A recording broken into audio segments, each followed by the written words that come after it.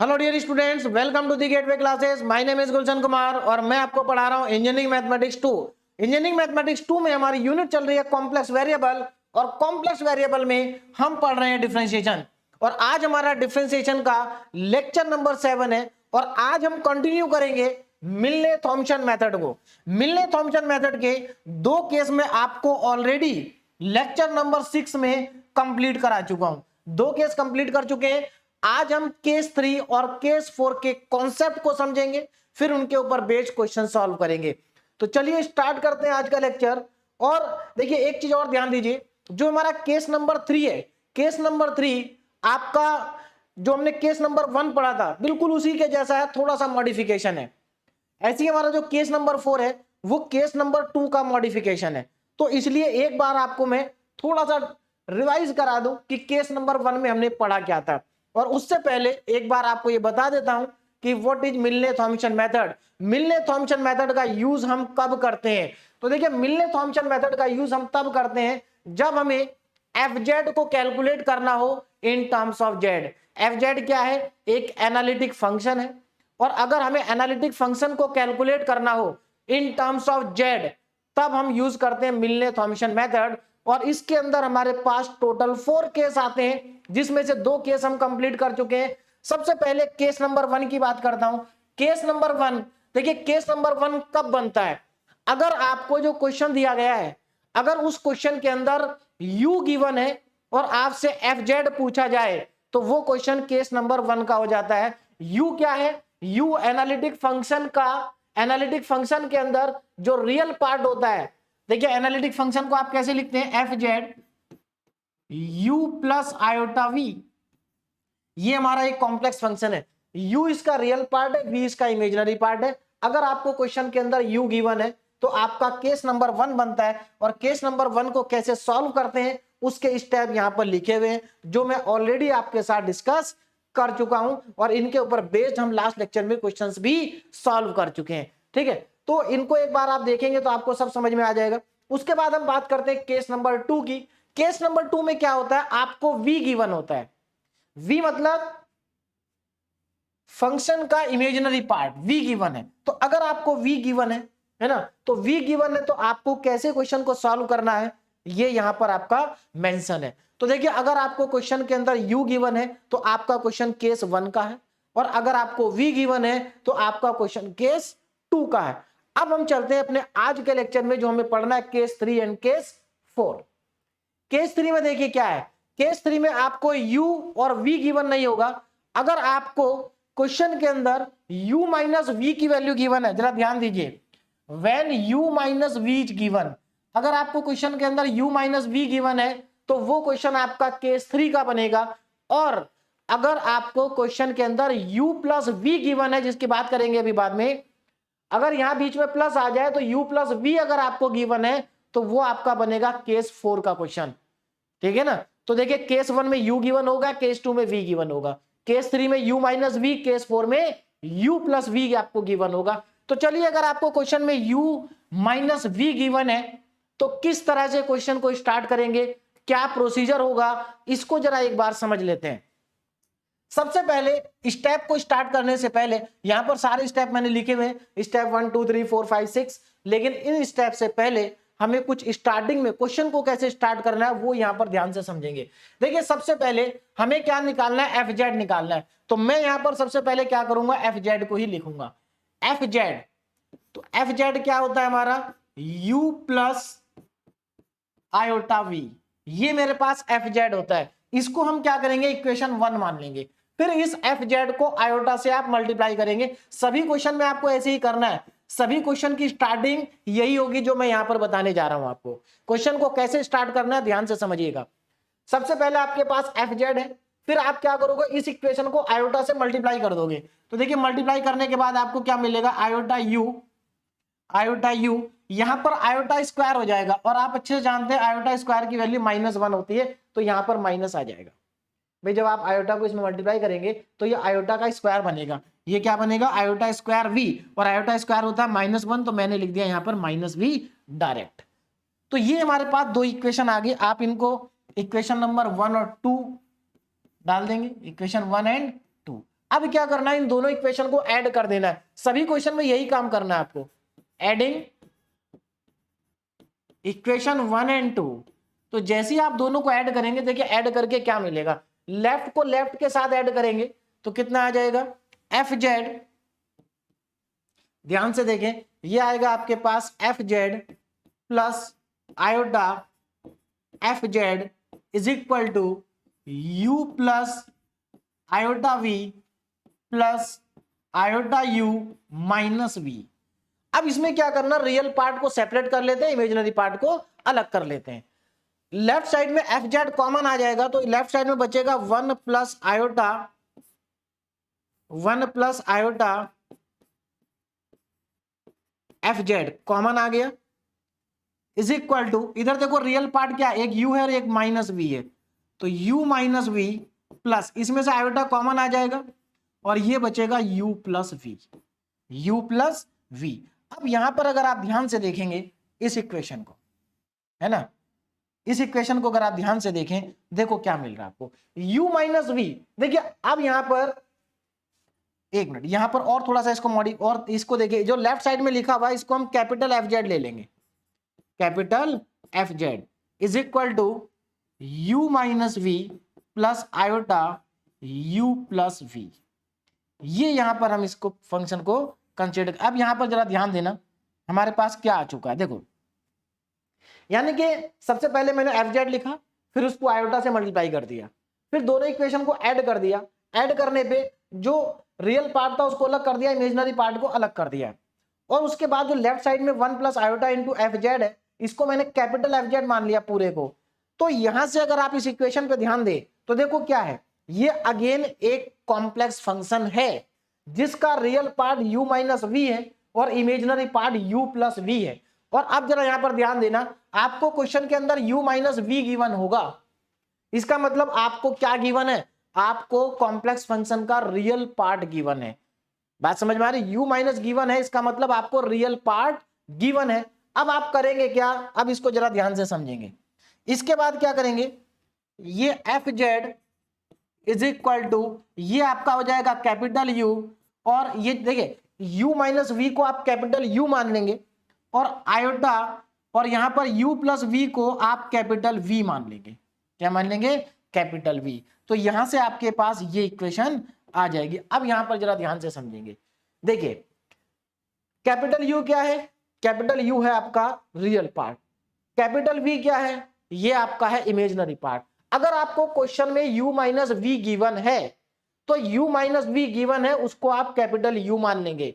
क्या मान लेंगे, कैपिटल U। अगर आपको u माइनस गिवन है तो उसको कैपिटल U मानेंगे, और अगर आपको u प्लस वी गिवन है तो उसको कैपिटल V मानेंगे। और जब आप इसको कैपिटल U मान लेंगे u माइनस वी को, तो अब देखिए कैपिटल U है क्या, इस कॉम्प्लेक्स फंक्शन का रियल पार्ट है, और कैपिटल V इस कॉम्प्लेक्स फंक्शन का इमेजिनरी पार्ट है। तो आपको अब यहां से, अब देखो यहां से, अब आपको अगर u माइनस वी गिवन है क्वेश्चन के अंदर, तो आप बिल्कुल वैसे ही आगे बढ़ेंगे जैसे केस 1 में आगे बढ़े थे। केस 1 में देखिए कैसे बढ़े थे हम आगे, हमने u माइनस वी को u मान लिया। अब हम क्या करेंगे, u का पार्शियल डेरिवेटिव करेंगे x के रेस्पेक्ट में, और उसको φ1 के इक्वल मान लेंगे, φ1 xy के इक्वल। सिमिलरली u का पार्शियल डेरिवेटिव करेंगे y के रेस्पेक्ट में, और उसको φ2 xy मान लेंगे, जैसा कि हमने केस 1 में किया था। अब आप देख सकते हैं केस 1 को, देखो केस 1 में आपको u गिवन होता था, केस 3 में आपको कैपिटल U गिवन है। कैपिटल U किसके बराबर है, u माइनस वी के बराबर है, उसकी बात करेंगे बाद में, लेकिन आपको कैपिटल U गिवन है। तो कैपिटल U आपको गिवन है तो बिल्कुल आपको ऐसे ही जाना आगे। देखो आपने यहां भी क्या किया, u का पार्शियल डेरिवेटिव किया, वहां भी हम कैपिटल U का पार्शियल डेरिवेटिव कर रहे हैं। यहां पर आपने u का पार्शियल डेरिवेटिव y के रेस्पेक्ट में किया, हम वहां पर भी कर रहे हैं, और φ1 xy φ2 xy उसको भी हम एज्यूम कर रहे हैं। तो यहां पर बिल्कुल वैसे ही चलना है, आप कैपिटल U का पार्शियल डेरिवेटिव करेंगे x के रेस्पेक्ट में और उसको φ1 मान लेंगे, फिर इसका पार्शियल डेरिवेटिव y के रेस्पेक्ट में करेंगे, इसको φ2 मान लेंगे। उसके बाद क्या करेंगे, x को रिप्लेस कर देंगे z से और y को रिप्लेस कर देंगे 0 से। देखिए दोनों जगह आपने क्या करा, x को रिप्लेस कर दिया z से, y को रिप्लेस कर दिया 0, बिल्कुल सिमिलर है। अगर आपको केस 1 आता है तो इसमें कोई प्रॉब्लम नहीं है, जो मॉडिफिकेशन था वो मैंने कर दिया यहां पर। उसके बाद जब आपके पास φ1 z, 0 और φ2 z, 0 आ जाएगा, तब आप फिर से फॉर्मूला लगाएंगे एफ जेड का, यही वही फॉर्मूला जो पिछली बार केस 1 में था।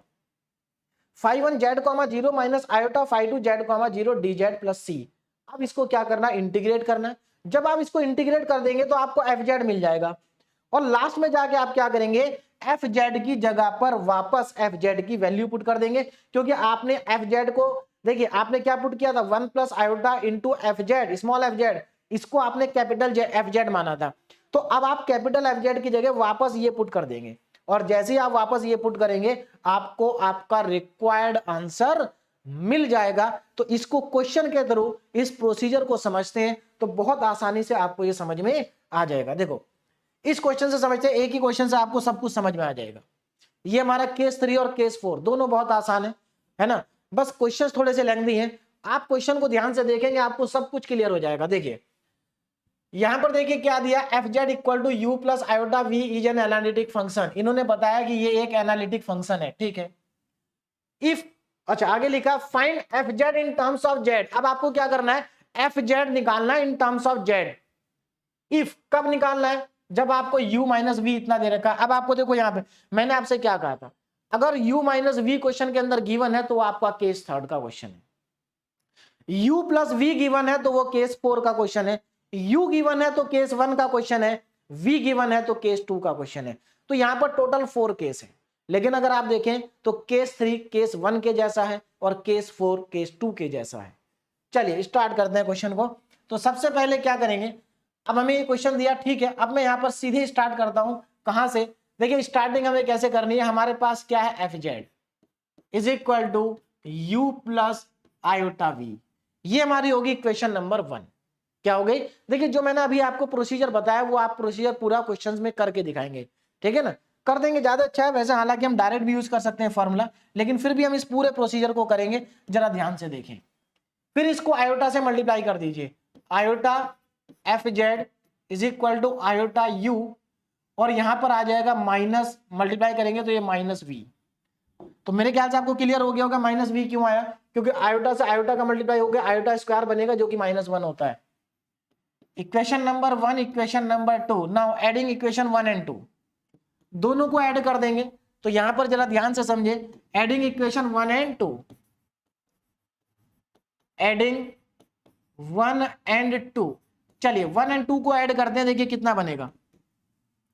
लेफ्ट को लेफ्ट साइड से ऐड किया जाएगा, तो F Z plus iota F Z is equal to you plus iota V plus iota U minus V. Real part अलग, इमेजिनरी पार्ट अलग, कितना बन जाएगा, देखो यहां से एफ जेड कॉमन आ जाएगा, 1 plus iota small F Z is equal to, यहां से u minus V, iota common आएगा और u प्लस वी बनेगा, ठीक। अब आगे चलते हैं, देखिए अब क्या करना है हमें, यहां पर ध्यान से समझें, जो लेफ्ट साइड में इसको कैपिटल एफ जेड मान लेते हैं, कैपिटल एफ जेड, ये हमारा कैपिटल u हो जाएगा और ये आयोटा कैपिटल v हो जाएगा। अब यहां पर आप देखें, अब देखो मैं यहां पर क्या लिखना आगे ध्यान से देखें जरा, देखिए इसके बाद क्या करेंगे, ध्यान से समझें इस चीज को, देखो वेयर। अब यहां पर ये तो हमारे पास आ गया, लेकिन अब हम यहां पर लिखेंगे वेयर, देखो यहां पर जो ये कैपिटल U है, एक्चुअल में ये कैपिटल U है क्या, where capital U is equal to U minus V.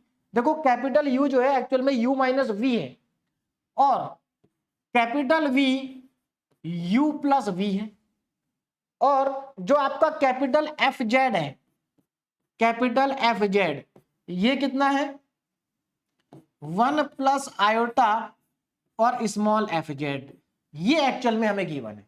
देखो यहां से हमें क्या क्या मिल गया, capital U you minus V के बराबर है, क्योंकि हमने इसको पुट किया यू, इसको हमने वी पुट किया तो ये वी के बराबर हुआ, और इसको हमने कैपिटल एफ जेड पुट किया तो ये कैपिटल एफ जेड के बराबर हुआ। इतना डेटा हमें यहां से पता चल गया। अब आगे देखते हैं आगे करना क्या है, देखो जरा आगे कैसे बढ़ेंगे। अब हम अपने स्टेप पे आ जाते हैं।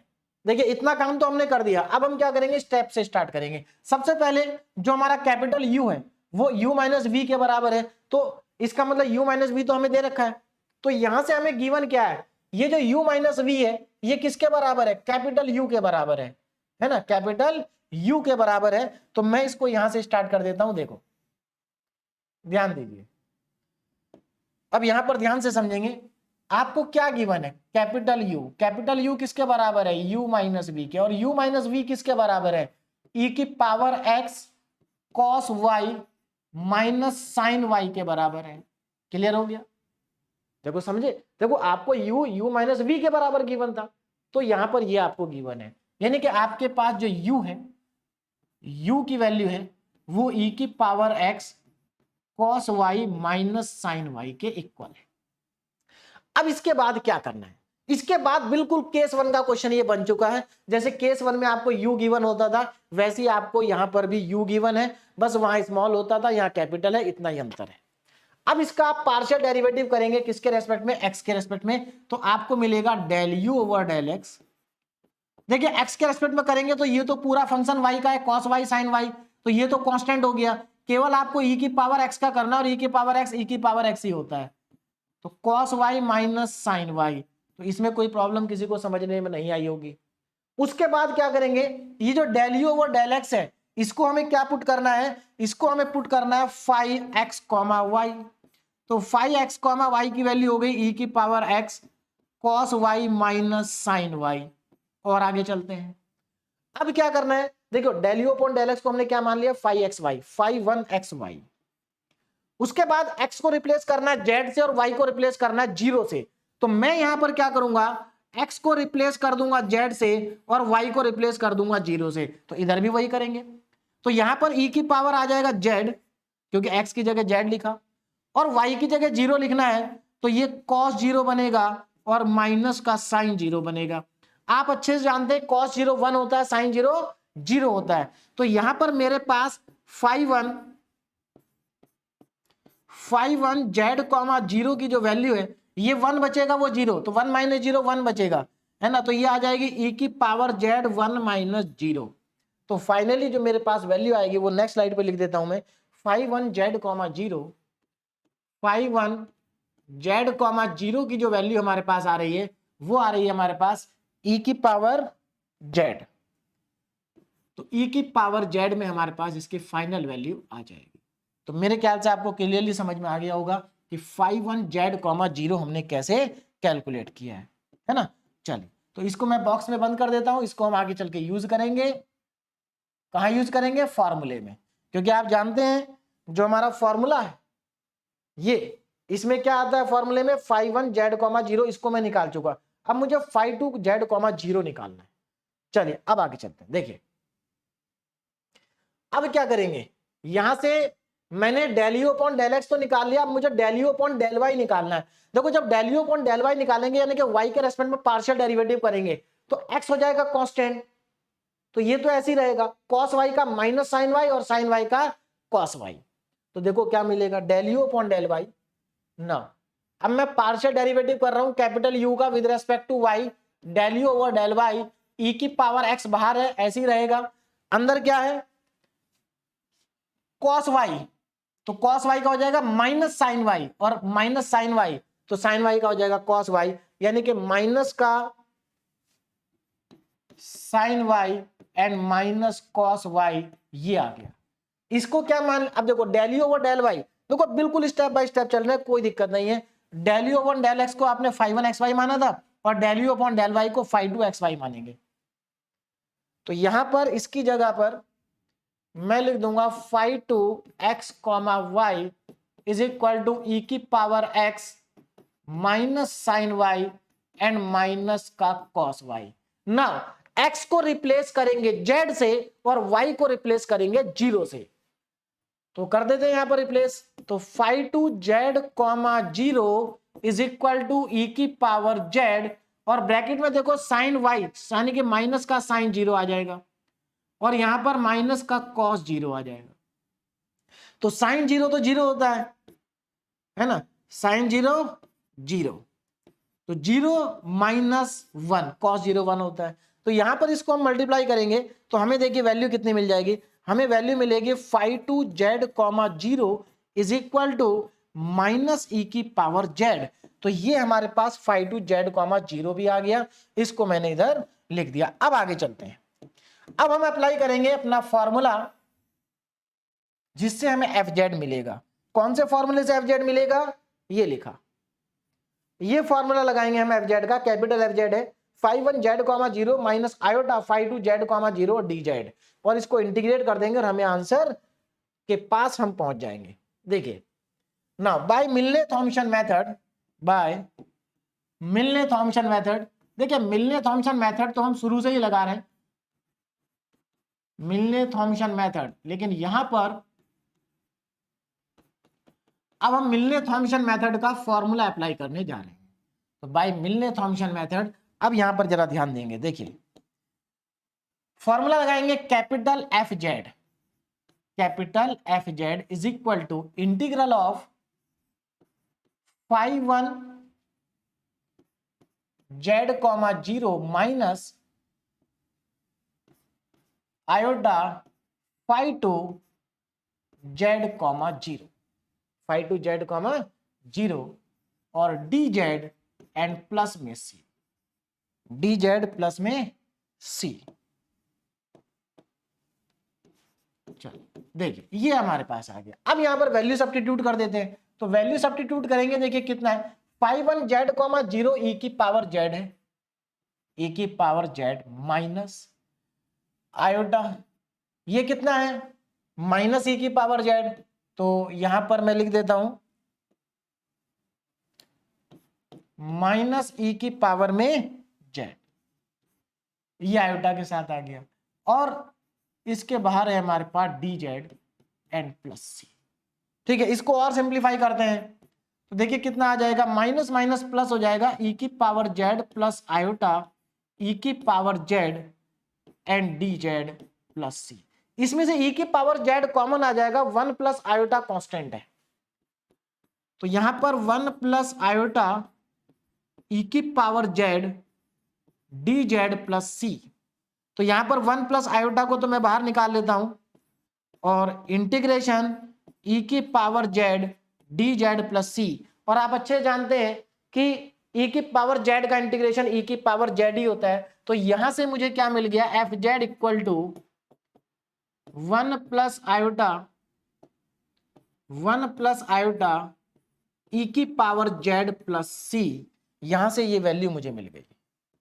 ये किसकी वैल्यू है, ये एफ जेड की वैल्यू, ठीक है ना, this is the capital F Z. लेकिन हमें क्या चाहिए, हमें कैपिटल एफ जेड नहीं चाहिए, हमें तो स्मॉल एफ जेड चाहिए। तो क्या करेंगे ना, अब हम अपने जो कैपिटल एफ जेड की वैल्यू थी वो क्या थी, कैपिटल एफ जेड की वैल्यू थी हमारे पास 1 plus iota small F Z, क्योंकि इसी के प्लेस पर हमने कैपिटल एफ जेड पुट करा था। तो अब वापस पुट कर दो, एफ जेड की जगह ये पुट कर दीजिए 1 प्लस आयोटा एफ जेड। तो इसको मैं नेक्स्ट स्लाइड पर लिख लेता हूं, f Z equal to f Z, capital F Z equal to कितना था, 1 प्लस आयोटा ई की पावर जेड प्लस सी, यही लिखा ना, हाँ यही लिखा। अब यहां पर वैल्यू पुट कर देते हैं, तो यहां पर वैल्यू पुट करते हैं लेफ्ट साइड में, 1 plus iota small F Z is equal to 1 plus iota E की पावर जेड प्लस सी, ये डिवाइड में चला जाएगा, तो F Z is equal to 1 plus iota E की power Z upon 1 plus iota और plus सी upon 1 plus iota, ये मेरे पास आ जाएगा। यहां से अब देखिए जरा ध्यान से, ये इससे कैंसिल आउट, ठीक, कितना बचेगा, देखिए यहां पर अब बचेगा मेरे पास F Z is equal to E की पावर जेड प्लस, अब देखो ये जो यहां पर राइट साइड में लिखा है जरा ध्यान से समझिए, ये इसमें से सी भी कांस्टेंट है और नीचे लिखा गया 1 प्लस आयोटा भी कांस्टेंट है, यानी कि पूरा का पूरा कांस्टेंट है, तो इसकी जगह हम नया कांस्टेंट यूज कर सकते हैं, तो मैंने यहां पर लिख दिया C1। देखो जब आप इंटीग्रेशन पढ़ते होंगे है ना, क्लास 12th में भी है ना, तो जब भी हम इंटीग्रेशन पढ़ते थे तो हमारे पास 2 कांस्टेंट आ जाते थे या 3 कांस्टेंट आ जाते थे, या कांस्टेंट से कुछ डिवाइड या मल्टीप्लाई हो जाता था, तो हम उसकी जगह नया कांस्टेंट लिख देते थे। तो यहां पर भी हम वही करेंगे, हमने नया कांस्टेंट लिख दिया C1, और ये हमारे पास इस क्वेश्चन का फाइनल आंसर आ गया। तो अगर आप देखें करना क्या है आपको, देखिए मैं एक बार आपको बता देता हूं करना क्या है, सिंपल सी बात है, आप यहां से क्वेश्चन को स्टार्ट करेंगे, ठीक है ना, आप एफ जेड लिखेंगे, ये पूरा मैंने आपको समझा दिया, ठीक। यहां पर जो कैपिटल यू है वो यू माइनस वी के बराबर है, जो कैपिटल वी है वो u प्लस वी के बराबर है, एफ जेड जो है 1 प्लस आयोटा एफ जेड के बराबर है। कैसे पता चला, यहां से पता चल जाएगा आपको। फिर आपको केस 1 की तरह आगे बिल्कुल प्रोसीड करना है जैसे मैंने यहां पर किया। इंपॉर्टेंट बात यह है यहां पर कि हमारे पास जो u माइनस वी अगर आपको गिवन होगा तो आप उसको कैपिटल U मानेंगे और केस 1 की तरह क्वेश्चन को सॉल्व करेंगे। बस कुछ नहीं है, स्टार्टिंग थोड़ा सा चेंज है। देखिए केस नंबर 3 की स्टार्टिंग चेंज है और एंड में जाके थोड़ा सा चेंज है, क्योंकि आप एंड में कैपिटल एफ जेड की जगह 1 plus iota small F z रखते हैं। बाकी as it is question case 1 की तरह ही सॉल्व होंगे। एक और क्वेश्चन इस केस का सॉल्व करते हैं, है ना, ये क्वेश्चन सॉल्व करते हैं। ठीक, question number 2, if f Z equal to you plus iota is an analytic function, find f z in terms of z अगर आपको u माइनस वी गिवन है। तो अगेन केस थर्ड का क्वेश्चन है, क्योंकि क्वेश्चन में आपको u माइनस वी गिवन है। व्हेन ये फंक्शन है और व्हेन एफ पाई बाई 2 ये स्मॉल एफ है 3 माइनस आई अपॉन 2, ये आपको एक कंडीशन गिवन है। इस कंडीशन के अकॉर्डिंग आपको आंसर बताना है। तो कंडीशन तो एंड में लगेगी, पहले हम अपने क्वेश्चन को स्टार्ट करते हैं। क्वेश्चन को स्टार्ट वहीं से करेंगे। हमारे पास कितना है, एफ जेड है, जरा ध्यान दीजिए। F Z equal to you plus iota v आपको दिया है। आप इसमें आयोटा से दोनों तरफ मल्टीप्लाई कर देंगे, तो iota you plus, sorry plus नहीं आएगा, बीच में क्या आएगा, माइनस आ जाएगा, माइनस वी आ जाएगा। यहां से आपके पास आपको दो इक्वेशन मिल गई, equation number 1 and equation number 2। Now adding equation 1 and 2, दोनों को ऐड कर देंगे, एडिंग 1 एंड 2। तो जैसे ही आप दोनों को ऐड करेंगे आपको देखिए क्या मिलेगा, दोनों को ऐड करेंगे तो यहां से 1 प्लस आयोटा, मैं थोड़ा डायरेक्ट लिख रहा हूं इस बार, एफ जेड। भाई जब दोनों को ऐड कर देंगे तो एफ जेड कॉमन आ जाएगा, 1 प्लस आयोटा इक्वल टू, इनको ऐड करेंगे तो यहां से u minus V real part होगा और आयोटा कॉमन आने के बाद u प्लस वी जो होगा वो इमेजिनरी पार्ट होगा। तो मेरे ख्याल से आपको क्लियरली समझ में आ गया होगा। आगे चलते हैं। इसमें से जो ये लेफ्ट वाला पार्ट है इसको कैपिटल एफ जेड मान लेंगे और u माइनस वी की जगह कैपिटल U और u प्लस वी की जगह कैपिटल V, ये हमारे पास आ जाएगा। और इसके बाद आप लिखेंगे, देखिए आपने क्या क्या सब्स्टिट्यूशन किया, जरा ध्यान से देखिए। वेयर देखिए आपने क्या क्या रखा, वेयर एफ जेड की वैल्यू क्या है, 1 प्लस आयोटा एफ जेड। मतलब हम यहां पर बताना चाह रहे हैं कि हमने कैपिटल एफ जेड किसकी जगह पर पुट किया, इसकी जगह पर पुट किया। कैपिटल यू किसकी जगह पर पुट किया, कैपिटल यू पुट किया u माइनस वी के प्लेस पर, और कैपिटल V किसके प्लेस पर पुट किया, u प्लस वी के केस पर। अगर आपको u प्लस वी क्वेश्चन में गिवन है तो केस 4 बनेगा और u माइनस वी गिवन है तो केस 3 बनेगा। चलिए अब इस क्वेश्चन को सॉल्व करते हैं। देखिए यहां तक तो हम आ गए, अब आगे देखें। तो अब हम अपने क्वेश्चन को स्टार्ट करते हैं। हमें u माइनस वी गिवन है, इसका मतलब हमें कैपिटल U गिवन है, तो इसका मतलब ये वैल्यू कैपिटल U की हो गई। क्यों, क्योंकि कैपिटल U जो है वो u माइनस वी के बराबर होता है और u माइनस वी हमें क्वेश्चन में दिया हुआ है, कितना है, e की पावर में y minus cos x plus sine x divided by cos hyperbolic y minus cos x अब देखो यहां पर फिर से कुछ हाइपरबोलिक वाले फॉर्मूले हमारे यहां पर यूज होंगे, है ना। देखिए हाइपरबोलिक ट्रिग्नोमेट्रिक फंक्शन के जो फॉर्मूले होते हैं वो सब आपको आने चाहिए, ठीक है ना। तो यहां पर हाइपरबोलिक के फॉर्मूले अब हम यहां पर यूज करेंगे, जरा ध्यान से समझिएगा। मैं इसको क्या लिख सकता हूं, देखो capital U is equal to e की पावर y। देखिए e की पावर y का हमारे पास फॉर्मूला होता है, क्या फॉर्मूला होता है, मैं इधर राइट साइड में लिख देता हूं। जो हमारा e की पावर y है, e की पावर y, हाँ देखिए e की पावर y का फॉर्मूला क्या होगा, जरा ध्यान से समझें। e की power y equal to sine hyperbolic y plus cos hyperbolic y। ये फॉर्मूला होता है किसका, e की पावर y का। कैसे आता है ये फॉर्मूला, वो भी मैं चलिए आपको बता देता हूं। तो फिलहाल आप ये फॉर्मूला आपको याद होना चाहिए कि e की power y equal to sine hyperbolic y plus cos hyperbolic y कैसे आया, चलिए बता देता हूं। देखिए इधर समझा देता हूं कैसे आया। आप साइन हाइपरबोलिक y का फॉर्मूला जानते हैं अच्छे से, e की पावर x की फॉर्म में फॉर्मूले मैंने आपको लिखवाए थे, ये फॉर्मूले सब मैं लिखवा चुका हूं आपको, वहीं से ये भी आएगा। देखो साइन हाइपरबोलिक एक्स का फॉर्मूला मैंने आपको बताया था ई की पावर एक्स माइनस ई की power minus x upon 2। Similarly cos hyperbolic x का फॉर्मूला बताया था ई की पावर एक्स प्लस ई की पावर माइनस एक्स अपॉन 2। दोनों को ऐड करके देखिए क्या आएगा। अगर मैं दोनों को ऐड कर दूं sine hyperbolic x plus cos hyperbolic x, अगर इन दोनों को ऐड कर दें तो जरा ध्यान से देखो क्या आ रहा है। दोनों को ऐड करने पर ई की पावर एक्स माइनस ई की पावर एक्स अपॉन 2 प्लस ई की पावर एक्स प्लस ई की पावर माइनस एक्स अपॉन 2। दोनों का एलसीएम 2 ही है, तो अगर आप दोनों का एलसीएम ले लेंगे 2 तो देखो आपके पास क्या बचेगा, ध्यान से समझिए। अगर आप 2 एलसीएम ले लेंगे तो ई की पावर एक्स से यहां ई की पावर माइनस एक्स से ई की पावर माइनस एक्स कट जाएगा क्योंकि एलसीएम आएगा 2। तो बचेगा क्या, ऊपर बचेगा 2 टाइम्स ऑफ ई की पावर एक्स अपॉन 2। 2 से 2 कट जाएगा, ई की पावर एक्स आएगा।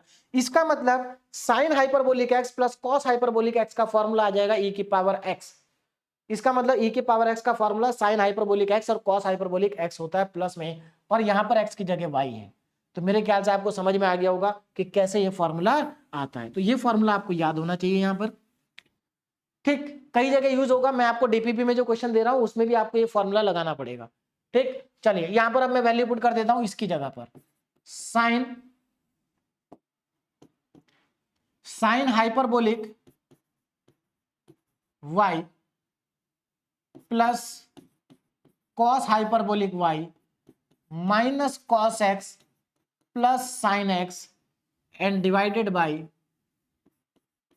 Cos hyperbolic y minus cos x। अब इसके बाद देखो क्या करेंगे, यहां पर नीचे कॉस हाइपरबोलिक y और माइनस कॉस x आ रहा है। अगर आप यहां पर देखो तो ये तो यहां पर भी आ रहा है कि नहीं। तो एक काम करते हैं, इन दोनों को साथ में कर लेते हैं, इन दोनों को अलग कर देते हैं। तो यहां पर हमें मिल जाएगा cos hyperbolic y minus cos x, इधर आ गया, plus sign hyperbolic y plus sine x, ये हमारे पास बच गया, ठीक। ये सेपरेट बच गया, divided by cos hyperbolic y minus cos x। अब इनको अगर आप अलग अलग करोगे तो देखो अलग अलग करने पे आपको क्या मिलेगा, u इज इक्वल टू, अगर आप अलग अलग करते हो तो इसके नीचे आ जाएगा, इसके नीचे भी आएगा। तो यहां पर आपके पास आ जाएगा cos hyperbolic y minus cos x divided by cos hyperbolic y minus cos x plus sign hyperbolic y plus sine x divided by cos hyperbolic y minus cos x। और आप यहां से अच्छे से समझ गए होंगे कि ये इससे कैंसिल हो गया। तो फाइनली हमारे पास बचा क्या, इसको मैं आगे लिख लेता हूं। तो capital U is equal to 1 plus कितना बचा 1 के प्लस में sine hyperbolic y sine x, sine hyperbolic y plus sine x divided by cos hyperbolic y minus cos x, cos hyperbolic y minus cos x, ये हमारे पास finally बच गया। चलिए अब इसके आगे देखिए क्या करना है ना, इसको हम डिफरेंस, देखिए यहां पर इसको मैं एक काम करता हूं, इक्वेशन नंबर 1 भी मान लेता हूं, क्योंकि इसी इक्वेशन को हम एक बार x के रेस्पेक्ट में डिफरेंशिएट करेंगे तो हमें phi1 xy मिल जाएगा, और जब y के रेस्पेक्ट में करेंगे तो phi2 xy मिल जाएगा। तो इस इक्वेशन को एक बार x के रेस्पेक्ट में पार्शियल डेरिवेटिव करना है और एक बार y के रेस्पेक्ट में पार्शियल डेरिवेटिव करना है, और देखते हैं ऐसा करने से हमें क्या मिलेगा। जरा ध्यान से समझेंगे इस बात को। देखिए तो सबसे पहले मैं x के रेस्पेक्ट में कर रहा हूं, तो del u over del x, del u upon del x is equal to x के रेस्पेक्ट में, तो 1 का तो 0 हो गया क्योंकि 1 का 1 कांस्टेंट है, 1 का पार्शियल डेरिवेटिव 0 होगा, ठीक। चलिए अब यहां पर लगाना पड़ेगा मुझे क्वेश्चन रूल, क्योंकि ऊपर भी x का फंक्शन है नीचे भी x का फंक्शन है, तो क्वेश्चन रूल लगाएंगे। अकॉर्डिंग टू क्वेश्चन रूल पहले हम क्या करते हैं, डिनोमिनेटर को ऐसे ही लिखते हैं, तो cos hyperbolic y minus cos x को ऐसे ही लिखा। उसके बाद न्यूमरेटर का करते हैं डेरिवेटिव, तो न्यूमरेटर का डेरिवेटिव जब आप करोगे तो साइन एच वाई का तो 0 हो जाएगा, साइन हाइपरबोलिक एच वाई का, क्यों, क्योंकि ये y का फंक्शन है, तो इसका 0 हो जाएगा, और साइन x का कॉस x हो जाएगा, तो मतलब यहां पर कॉस x आ जाएगा भाई, denominator as it is into ऊपर वाले का डिफरेंशिएशन, प्लस सॉरी माइनस आएगा बीच में। अब क्या करेंगे, न्यूमरेटर को एज इट इज लिखेंगे। तो देखिए न्यूमरेटर है sine hyperbolic y plus sine x, और डिनोमिनेटर का करेंगे डिफरेंशिएशन। डिनोमिनेटर में कॉस हाइपरबोलिक वाई का तो जीरो हो जाएगा और कॉस एक्स का माइनस साइन एक्स हो जाएगा, और माइनस पहले से है तो इसलिए यहां पर आएगा साइन एक्स। तो ये भी मेरे ख्याल से आपको क्लियरली समझ में आ गया होगा। डिवाइडेड बाई डिनोमिनेटर का होल स्क्वायर, तो cos hyperbolic Y minus cos x का होल स्क्वायर। अब आगे बढ़ते हैं, इसको थोड़ा सिंप्लीफाई कर लेते हैं। देखिए कितना आएगा सिंप्लीफाई होने के बाद। अब ये जो del you upon del x है, इसको मैं मान लेता हूं क्या, इसको हम मान लेते हैं x comma y, phi one x comma y. तो ये हो गया हमारा एक्स कॉमा वाई। क्यों, क्योंकि हमने स्टेप में लिखा था कि del you over del x को हमें क्या मानना है, फाई वन एक्स वाई मानना है। चलिए इस cos x को अंदर मल्टीप्लाई कर देता हूं, तो ये आ जाएगा cos x and cos hyperbolic y minus cos square x। इधर sin x को मल्टीप्लाई कर देते हैं, तो माइनस साइन हाइपरबोलिक y और sin x, और इधर मल्टीप्लाई करेंगे तो माइनस का साइन स्क्वायर x। ये हमारे पास बच जाएगा, ठीक। और अपॉन में cos hyperbolic y minus cos x का होल स्क्वायर। अब अगर आप यहां पर ध्यान से देखें इन दोनों टर्म को अगर मैं एक साथ लिख के माइनस कॉमन ले लूं तो इनकी वैल्यू 1 हो जाती है। क्यों, क्योंकि वो साइन स्क्वायर एक्स है, ये कॉस स्क्वायर एक्स है। इसमें से माइनस 1 को कॉमन ले लेंगे तो sine square x plus cos square x की वैल्यू 1 होती है, ये आप सब लोग जानते हैं। तो चलिए मैं एक बार और इसको सिंप्लीफाई करके लिख लेते हैं। देखो तो यहां पर हमारे पास क्या आ जाएगा, phi one x comma Y is equal to cos x cos hyperbolic y, फिर मैं इस वाले टर्म को लिख रहा हूं minus sine hyperbolic y and sine x, और इन दोनों की जगह क्या आ जाएगा 1, तो यहां बचेगा -1। इन दोनों में से -1 को कॉमन ले लेंगे तो -1 ही कॉमन वाला पार्ट बचेगा, बाकी अंदर 1 बन जाएगा। अपॉन में cos hyperbolic y minus cos x का होल स्क्वायर, ठीक। चलिए अब आगे देखिए, अब इधर आ जाते हैं, देखें जरा,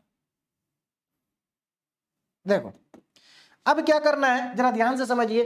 अब x को रिप्लेस कर दो z से और y को रिप्लेस कर दो 0 से, तो कितना बच जाएगा, फाई वन जेड कॉमा 0। देखिए कितना आएगा, जरा ध्यान से समझें।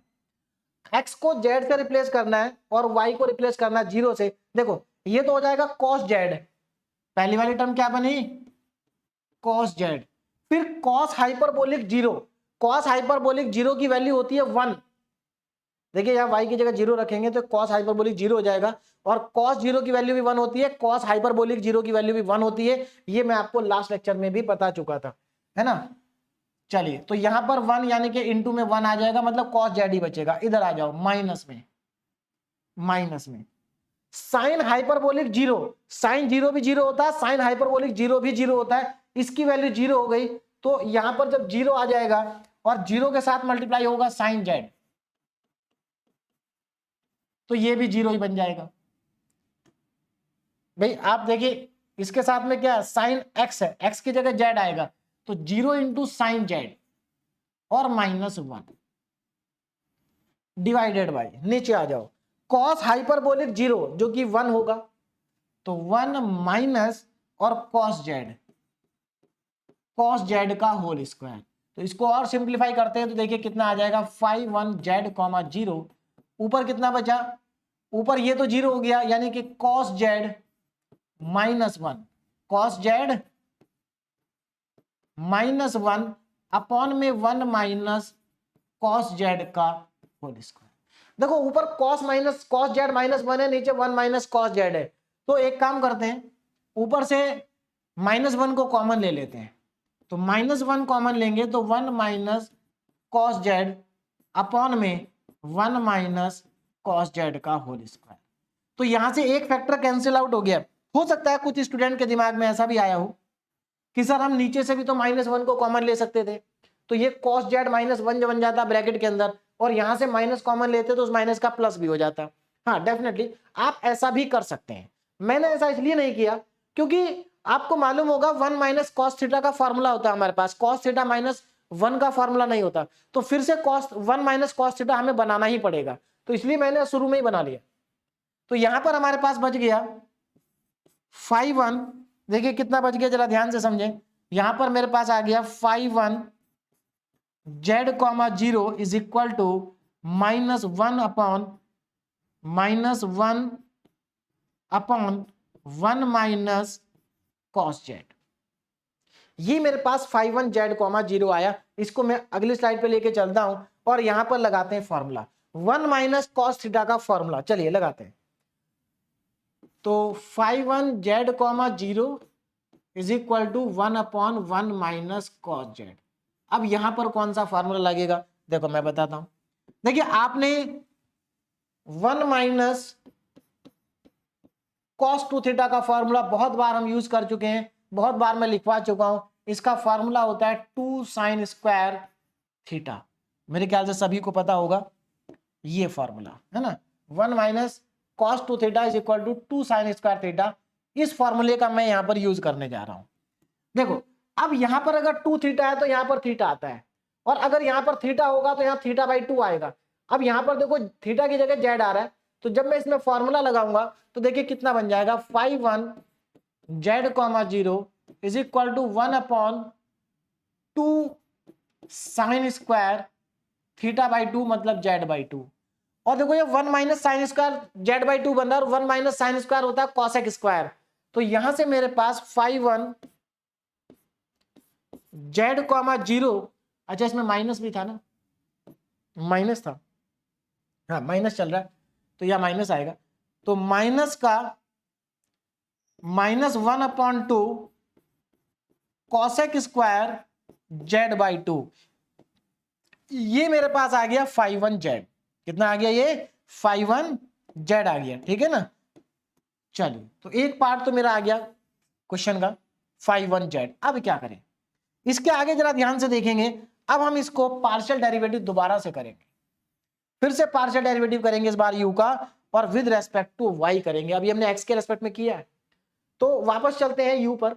ये हमारा u था, इसको मैंने x के रेस्पेक्ट में तो कर दिया, अब इसको y के रेस्पेक्ट में करेंगे। तो चलिए अब मैं इसको y के रेस्पेक्ट में करने जा रहा हूं, जरा ध्यान से देखेंगे। तो del u over del y, मैं यहां पर डायरेक्ट लिख रहा हूं del u upon del y is equal to 1 का तो 0 हो गया प्लस, अब आगे का देखते हैं। 1 का तो 0 हो गया, इसका करना y के रेस्पेक्ट में, इसमें फिर से y का ऊपर भी फंक्शन है नीचे भी फंक्शन है, तो क्या करें क्वेश्चन रूल लगाएंगे। क्या होता है क्वेश्चन रूल, डिनोमिनेटर को एज इट इज लिखेंगे, यानी कि cos hyperbolic y minus cos x as it is रहा। डिनोमिनेटर को मैंने लिख दिया ऊपर, इसको लिख दिया cos hyperbolic y cos x। Now इसका करेंगे डिफरेंशिएशन, तो देखिए y के रेस्पेक्ट में कर रहे हैं तो साइन का हो जाएगा cos हाइपरबोलिक y और साइन x का हो जाएगा 0, यानी कि बाहर आएगा cos hyperbolic y, cos hyperbolic y। Now minus sine, अब क्या करेंगे न्यूमरेटर को ऐसे ही लिखेंगे, न्यूमरेटर क्या है sine hyperbolic y plus sine x, sine hyperbolic y plus sine x। और डिनोमिनेटर का करेंगे डिफरेंशिएशन, डिनोमिनेटर क्या था, देखिए इसका y के रेस्पेक्ट में करेंगे तो इसका साइन हाइपरबोलिक y आ जाएगा, cos हाइपरबोलिक का प्लस में साइन हाइपरबोलिक y होता है, मैं बार बार बता रहा हूं माइनस साइन नहीं आएगा, और इसका 0, तो sign hyperbolic y, sign hyperbolic y and divided by denominator का होल स्क्वायर। और डिनोमिनेटर कितना था हमारा, डिनोमिनेटर था हमारा cos hyperbolic y minus cos x, cos hyperbolic y minus cos x का होल स्क्वायर। बस इसको सिंप्लीफाई कर लेते हैं और यहां से हमें 5 2 जेड कॉमा 0 मिलेगा। तो पहले तो मैं del you upon del y को यहां पर पुट कर देता हूं 5 2 x comma y equal to, देखिए कितना बन रहा है, मल्टीप्लाई कर दें अंदर तो ये बनेगा cos हाइपरबोलिक का स्क्वायर y, इसमें मल्टीप्लाई होगा तो cos हाइपरबोलिक का स्क्वायर हो जाएगा 2 हो गए, minus cos x and cos hyperbolic y, इधर आ जाओ माइनस साइन, इसका मल्टीप्लाई इसमें करेंगे तो minus sine square, sorry sine square नहीं साइन हाइपरबोलिक का square y minus sine x और sine hyperbolic Y divided by cos hyperbolic Y minus cos x का होल स्क्वायर। अब यहां पर जरा ध्यान से देखिए, एक फॉर्मूला फिर से यहां पे अप्लाई होगा। क्या फॉर्मूला अप्लाई होगा? कॉस हाइपरबोलिक का स्क्वायर माइनस साइन हाइपरबोलिक का स्क्वायर 1 होता है। देखिए सिंपल ट्रिग्नोमेट्रिक रेशियो में sign square theta plus cos square theta 1 होता है, लेकिन हाइपरबोलिक में cos hyperbolic square theta minus sine hyperbolic square theta की वैल्यू 1 होती है। तो यहां पर फिर से हम एक फॉर्मूला और लगा रहे हैं हाइपरबोलिक का। तो मैं चलिए इस फॉर्मूले को भी लिख देता हूं। क्या है फॉर्मूला? देखिए यहां लिख देता हूं, यही लिख देता हूं। देखो कॉस हाइपरबोलिक स्क्वायर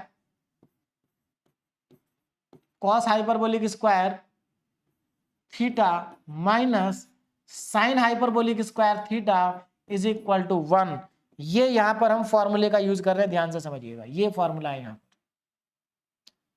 है ना, इस फॉर्मूले का मैं यहां पर यूज कर रहा हूं, ध्यान से समझे। देखिए चलिए इस फॉर्मूले का यूज करेंगे, तो इस फॉर्मूले का यूज करके देखिए कितना आपके पास बच जाएगा, जरा ध्यान से समझे।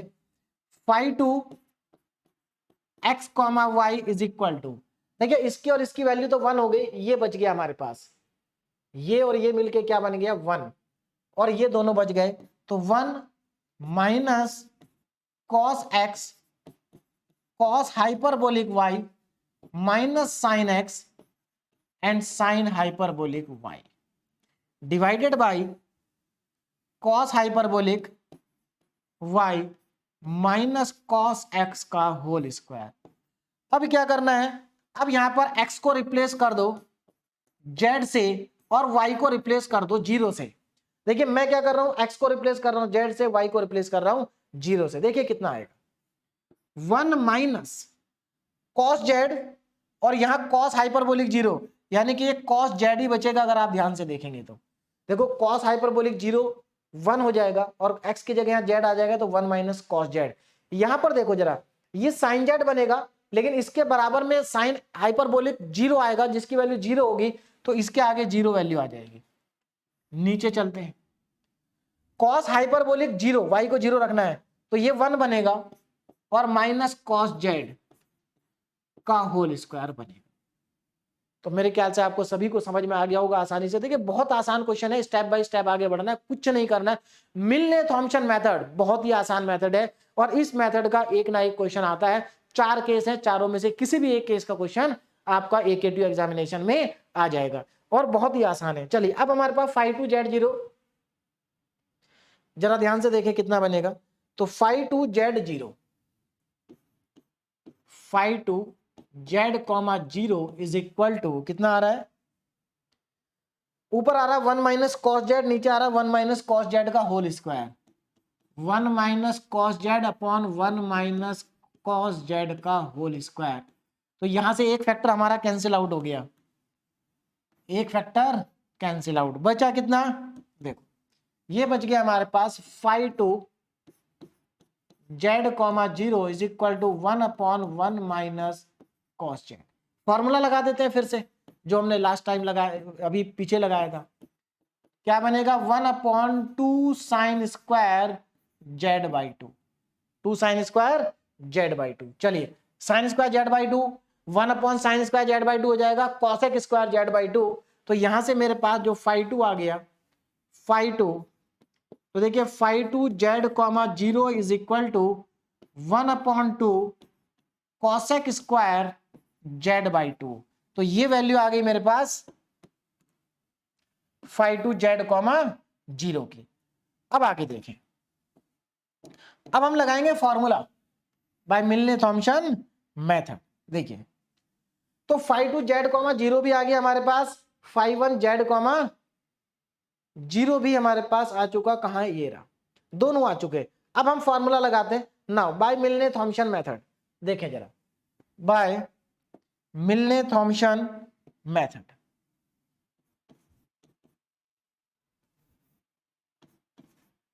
Bye Milne Thompson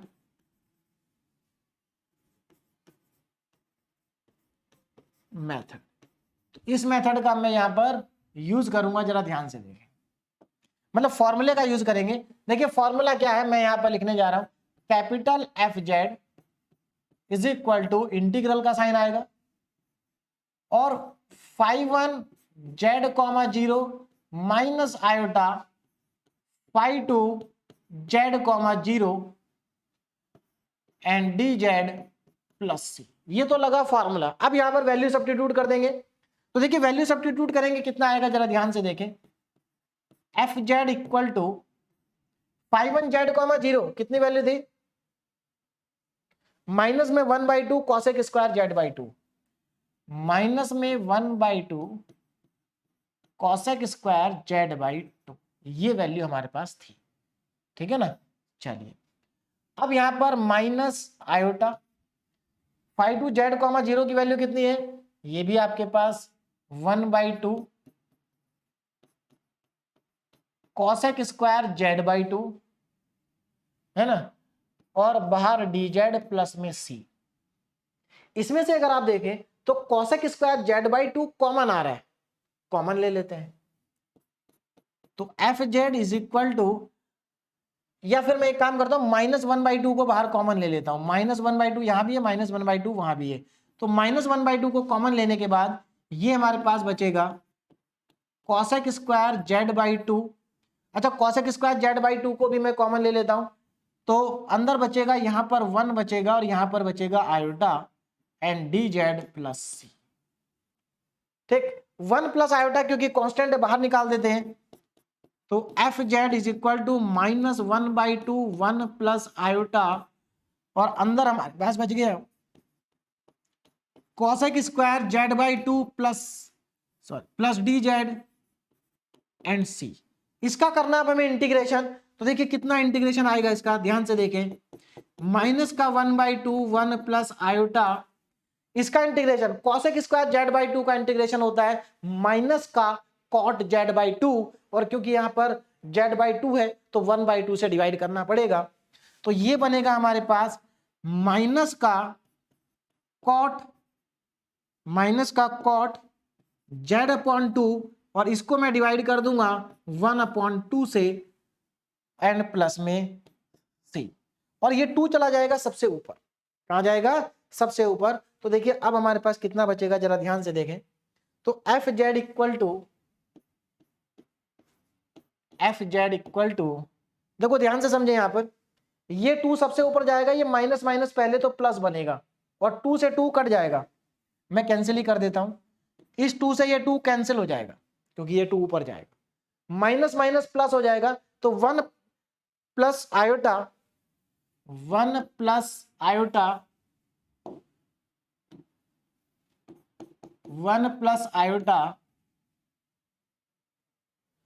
1 plus iota बन गया minus minus plus cot Z by 2 plus C, cot Z by 2 plus C, ये हमारे पास आ जाएगा। अब इसको थोड़ा सा और सिंप्लीफाई करेंगे। सबसे पहले यहां पर एफ जेड की वैल्यू पुट कर दीजिए। एफ जेड कितना होता है, देखिए एफ जेड की जगह आप रखेंगे 1 प्लस आयोटा और small F Z is equal to, f Z की यही वैल्यू होती थी 1 प्लस आयोटा और cot z upon 2 plus c. इस 1 प्लस आयोटा को मैं उधर ले जाता हूं, डिवाइड में चला जाएगा, तो यहां से small F Z is equal to 1 plus iota upon में 1 प्लस आयोटा। अब ये 1 प्लस आयोटा इसके भी डिवाइड में आएगा और सी के डिवाइड में भी आएगा, तो प्लस सी अपॉन 1 प्लस आयोटा।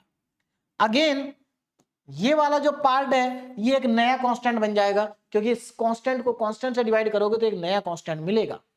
तो यहां पर इसकी जगह मैं C1 रख देता हूं, तो मेरे पास देखिए फाइनली क्या आ गया, एफ जेड, यहां आयोटा से आयोटा कैंसिल आउट हो गया भाई, 1 प्लस आयोटा कैंसिल, तो हमारे पास आंसर आ गया cot Z by 2 and plus का C1, और यही इस क्वेश्चन का फाइनल आंसर भी है।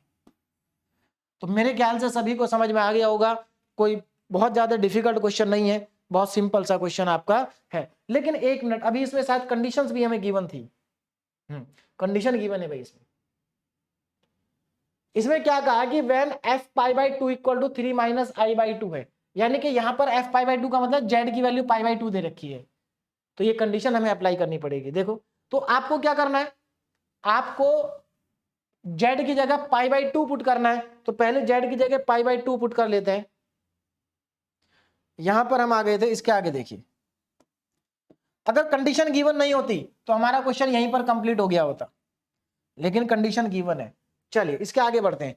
z की वैल्यू π/2 दी है, तो यहां पर मैं π/2 रख देता हूं। तो इधर भी मुझे π/2 रखना पड़ेगा।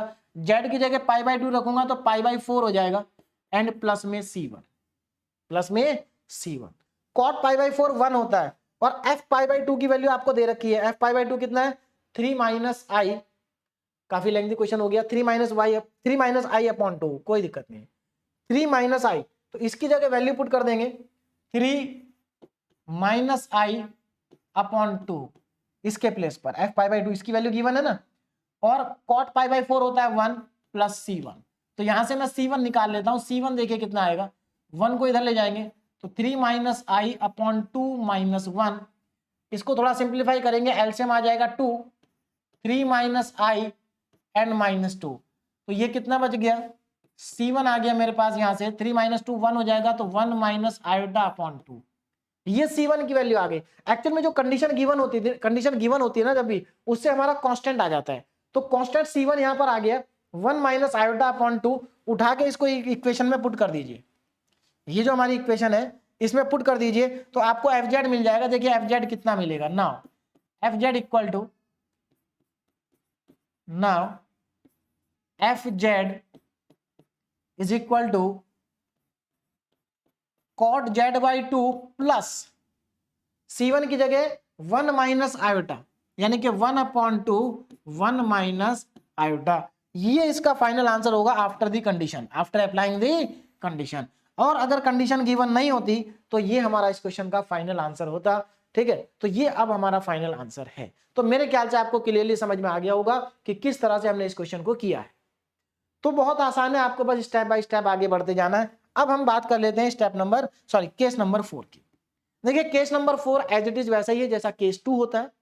केस 2 देखिए, सबसे पहले आपको यहां पर क्या है, जो आपको u प्लस वी यहां पर गिवन होगा, u प्लस वी क्या होगा, आपको गिवन होगा। आप u प्लस वी को इस बार कैपिटल U ना मान करके कैपिटल V मानेंगे, तो ये आपका कैपिटल V आ गया।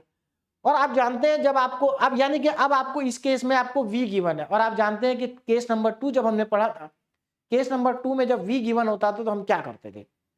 तो आप इसमें क्या देखिए, केस 2 में भी हम क्या करते थे, पहले हम v को y के रेस्पेक्ट में पार्शियल डेरिवेटिव करते थे। देखिए केस 1 में और 3 में हमने पहले पार्शियल डेरिवेटिव किया x के रेस्पेक्ट में और उसको phi1 माना, लेकिन यहां पर जिसको हम psi1 मानेंगे ना उसको हम y के रेस्पेक्ट में करेंगे, और जिसको psi2 मानेंगे उसको x के रेस्पेक्ट में करेंगे। ये आपस में यहां थोड़ा सा अलग अलग है, इंटरचेंज है। ठीक, तो आप पहले इसको u प्लस वी को कैपिटल V मान लेंगे, फिर इसका पार्शियल डेरिवेटिव y के रेस्पेक्ट में करेंगे, उसको psi1 xy मान लेंगे, फिर इसका पार्शियल डेरिवेटिव x के रेस्पेक्ट में करेंगे, इसको psi2 xy मान लेंगे, और उसके बाद x को रिप्लेस कर देंगे z से, y को रिप्लेस कर देंगे 0 से, और आप फॉर्मूला लगाएंगे, और फॉर्मूला लगाने के बाद आप इसमें वैल्यू पुट कर देंगे, इसको इंटीग्रेट करेंगे, इंटीग्रेट करके आपको कैपिटल fz मिल जाएगा। और जब fz मिल जाएगा तो fz की जगह 1 प्लस आयोटा इंटू fz आप पुट कर देंगे और आपका फाइनल आंसर आ जाएगा। यानी कि थोड़ा सा वेरिएशन है और कुछ नहीं है। चलिए इसका भी एक क्वेश्चन सॉल्व करते हैं और आपको यहाँ पर क्लियरली समझ में आ जाएगा कि एक्चुअल में हमें करना क्या है। तो एक ही क्वेश्चन कराऊंगा इस केस का, इसी से आपको कॉन्सेप्ट क्लियर हो जाएगा। ठीक है ना, चलिए स्टार्ट करते हैं। तो हमें यहाँ पर फिर से स्टार्ट करना वहीं से है जहां से हम हमेशा करते आ रहे हैं। तो हम क्या करेंगे, सबसे पहले fz equal to u plus iota v, इसको इक्वेशन 1 मानेंगे, इसको आयोटा से मल्टीप्लाई कर देंगे, तो iota fz is equal to iota u minus v। Equation 1 और 2 हो गई हमारे पास। This is equation number 1 and this is equation number 2। अब हमें क्या करना है, now adding equation 1 and 2, adding equation 1 and 2। देखिए एडिंग 1 एंड 2, दोनों इक्वेशन को ऐड कर देता हूं। ऐड करने के बाद क्या मिलेगा आपको, जरा ध्यान से देखिए, fz कॉमन आ जाएगा, 1 plus iota fz is equal to, इधर ऐड करेंगे तो फिर से वही देखिए, real part u minus v, iota common आएगा और imaginary part u plus v। बिल्कुल सेम होगा, केस 4 का क्वेश्चन हो, केस 3 का क्वेश्चन हो, स्टार्टिंग दोनों की सेम है। इसके बाद क्या करना है, इसके बाद आपको यहां पर इसको कैपिटल एफ जेड मान लेना है, इसको कैपिटल U और इसको कैपिटल V, और यहां पर हमारे पास ये इक्वेशन बनके तैयार हो जाएगी। अब इसमें आप क्या करेंगे आगे देखिए, वेयर अब यहां पर देखो आपको क्या गिवन है, where f Z, capital F Z की वैल्यू कितनी है 1 प्लस आयोटा और एफ जेड, जिसको हम एंड में जाके पुट करेंगे वापस। कैपिटल यू कितना है, capital U you minus we है, और capital V u plus we है। और इस क्वेश्चन में आपको यू प्लस वी गिवन है, आप देख सकते हैं क्या गिवन है, u प्लस वी। इसका मतलब आपको इस बार v गिवन है, यानी कि ये केस 2 बन गया हमारा। आपको इस बार v गिवन है, तो यहां पर जो हमें गिवन है उसको v के इक्वल मान लेंगे।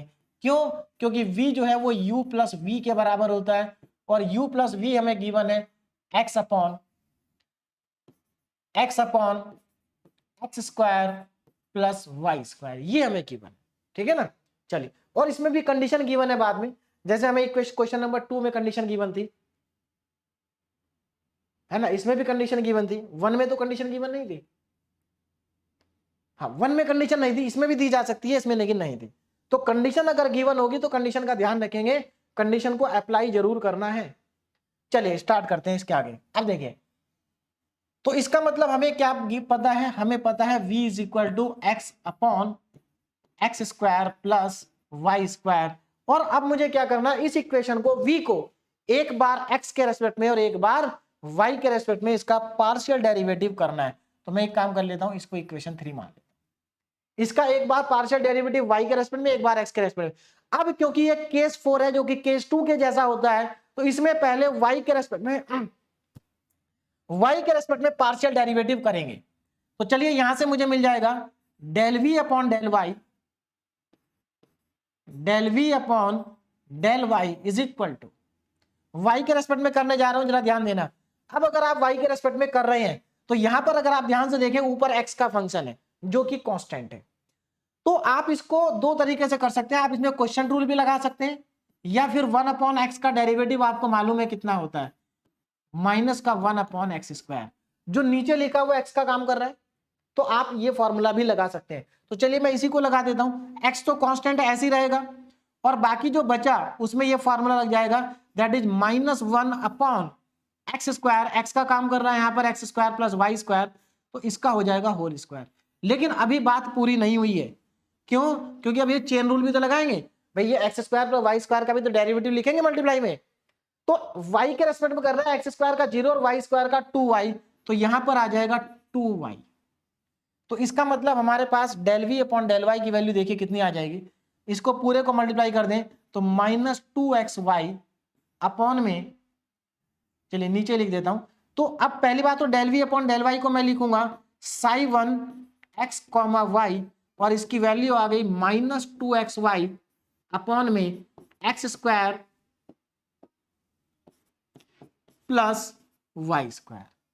क्लियर है, ये हमारे पास आ गया। चलिए अब आगे देखिए, अब इसके बाद क्या करना है, x को रिप्लेस कर दो z से, y को रिप्लेस कर दो 0 से। तो जब आप ऐसा करेंगे तो देखिए आपको कितना मिलेगा, नेक्स्ट स्लाइड पे लिखते हैं, साई 1 z कॉमा 0 x को z से, तो ये हो जाएगा माइनस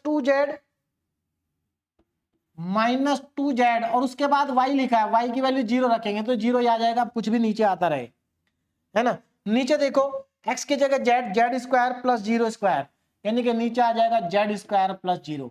तो यहां पर 0 अपॉन समथिंग मतलब 0 ही होगा, तो यहां से मेरे पास साई 1 z कॉमा 0 की वैल्यू जो है वो 0 आ जाती है। कितनी आ जाती है, 0।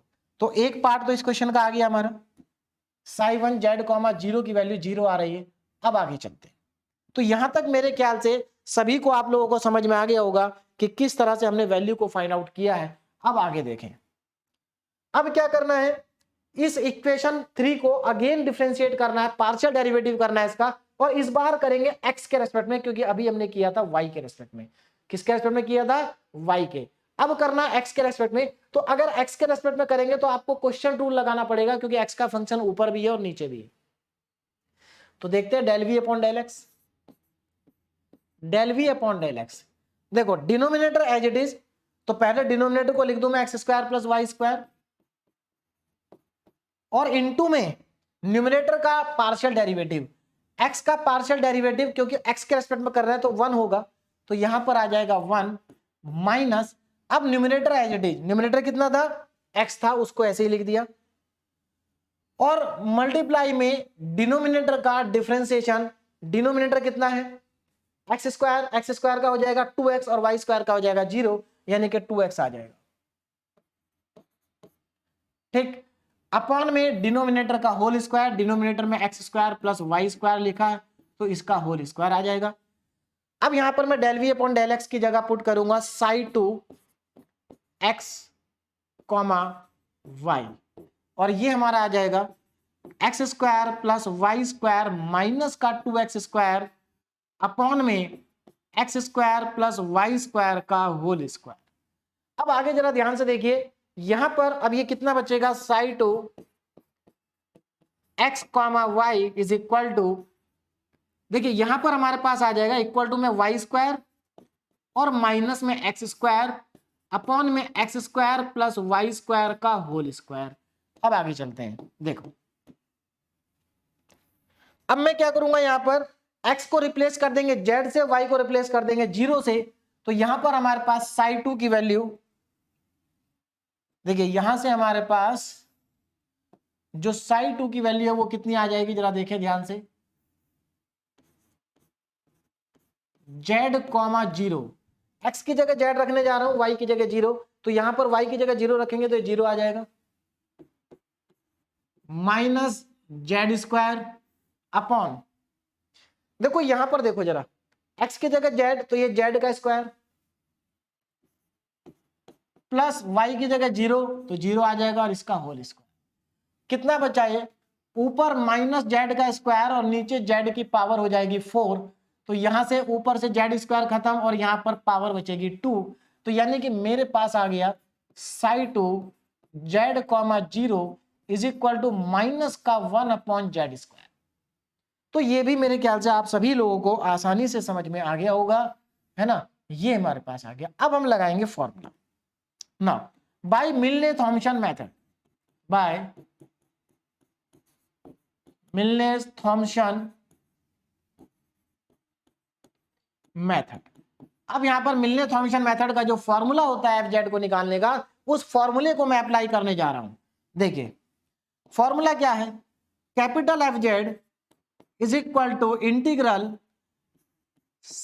हाँ अब यहां पर साई आ रहा है, थोड़ा सा ध्यान से देखना, साई 1 और साई 2 है, तो यहां पर आ जाएगा साई 1 जेड कॉमा 0 प्लस, इसमें प्लस आता है बीच में, iota psi 2 Z comma 0 bracket close D Z plus C. देखिए फॉर्मूले में थोड़ा सा अंतर है, बीच में क्या आएगा, प्लस आएगा, साई 1 साई 2 बाकी वैसा ही है।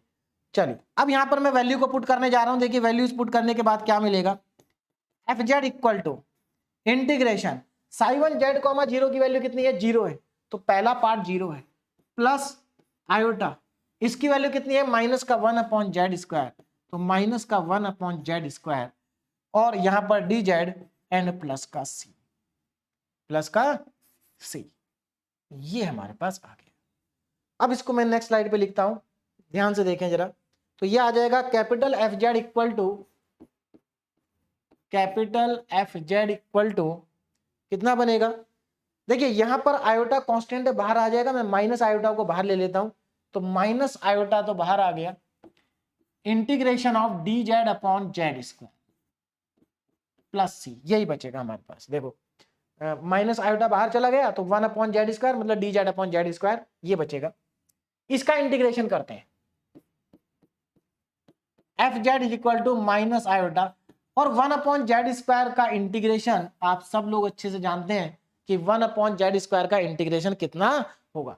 देखो यहां पर ये हमारे पास आ जाएगा, हाँ 1 अपॉन जेड, देखिए जेड स्क्वायर है, ऊपर जाएगा जेड की पावर -2 होगा, और जेड की पावर -2 का इंटीग्रेशन जेड की पावर -2 + 1 अपॉन -2 + 1, तो ऊपर बचा जेड की पावर -1 और नीचे आ गया -1, यानी कि ये आपका आ जाएगा -1 अपॉन जेड। तो यहां पर -1 अपॉन जेड हमारे पास आ गया प्लस में सी। तो मेरे ख्याल से आपको समझ में आ गया होगा, है ना। चलिए ठीक से लिख देता हूं। तो 1 इंटू माइनस में 1 अपॉन जेड प्लस सी। तो यहां से हमारे पास एफ जेड आ रहा है minus minus plus iota upon Z plus C. अब यहां पर कैपिटल एफ जेड की वैल्यू पुट कर दे रहा हूं मैं। कितनी है देखिए जरा। कैपिटल एफ जेड है 1 plus iota small F Z is equal to iota upon Z plus c. 1 plus iota उधर जाएगा तो ये स्मॉल एफ जेड बचेगा iota upon z 1 plus iota and plus C upon 1 plus iota. ठीक, अब इसको आगे और सिंप्लीफाई करता हूं, देखिए कितना आएगा। अब यहां पे जरा ध्यान से देखें, एफ जेड इक्वल टू, देखो यहां पे ये जो आ रहा है 1 अपॉन, ये तो ठीक है, चलिए 1 अपॉन जेड और 1 प्लस आयोटा, लेकिन ये जो सी अपॉन 1 प्लस आयोटा, इसको नया कांस्टेंट लिख देंगे जिसको मैंने लिख दिया C1।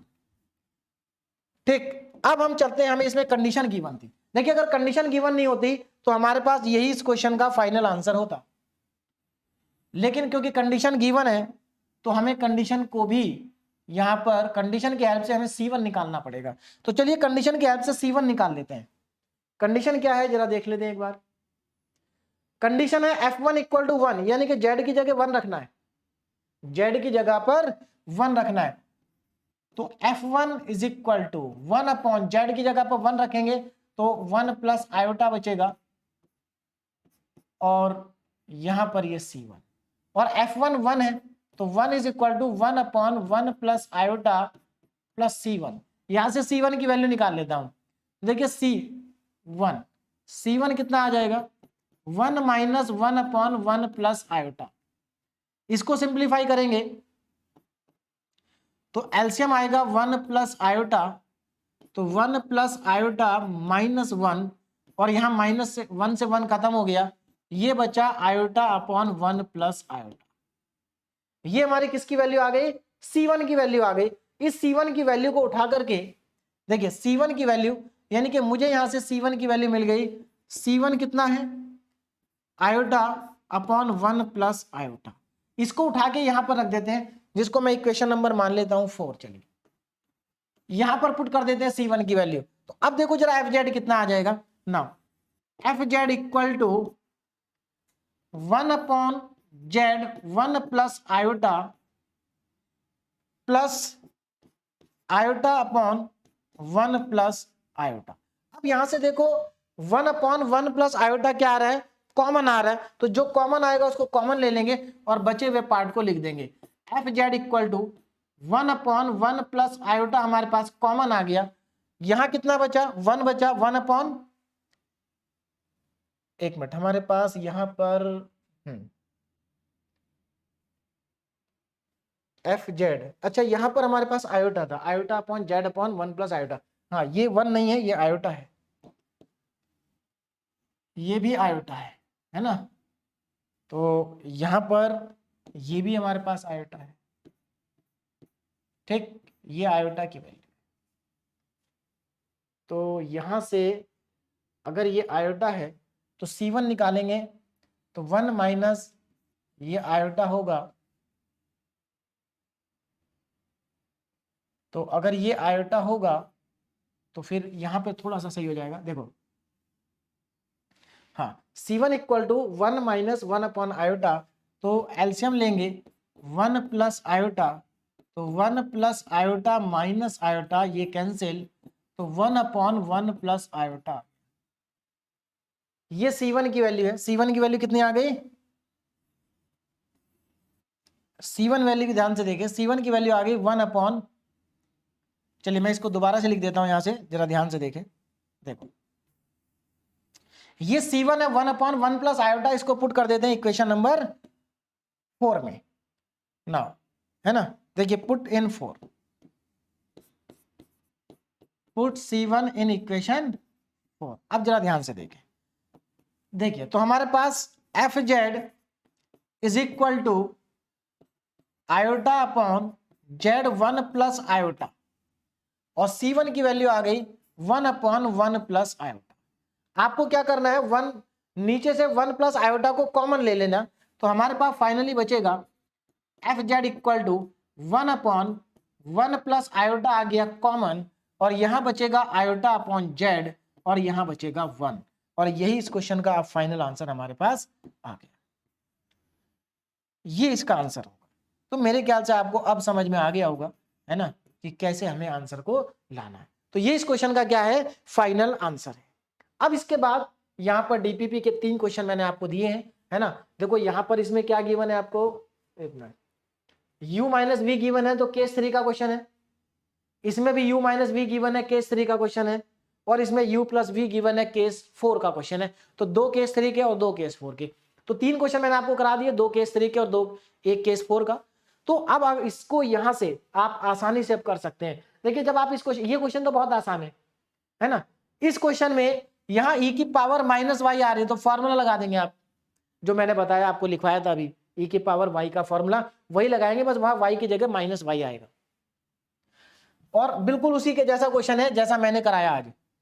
नीचे वाला क्वेश्चन भी एज इट इज वैसा ही है, यहां भी e की पावर y वाले फॉर्मूले लगेंगे, और क्वेश्चन आसानी से आपका हो जाएगा। तो ये डीपीपी के क्वेश्चन है, इनको सॉल्व करें, बहुत ज्यादा इंपॉर्टेंट क्वेश्चन है। तो आज का जो लेक्चर था बहुत इंपॉर्टेंट था, आज जो हमने क्वेश्चन सॉल्व किए बहुत ही ज्यादा इंपॉर्टेंट क्वेश्चंस थे, है ना। तो इनको आप सॉल्व करें। और यहाँ पर देखिए हमारा जो यूनिट नंबर 4 है, यूनिट नंबर 4 में एक्चुअल में 2 पार्ट है। पहला पार्ट पूरा का पूरा एनालिटिक फंक्शन के ऊपर बेस्ड है, जो हमारा कंप्लीट हो गया, और यही हमारा यूनिट 4 का मेजर पोर्शन था।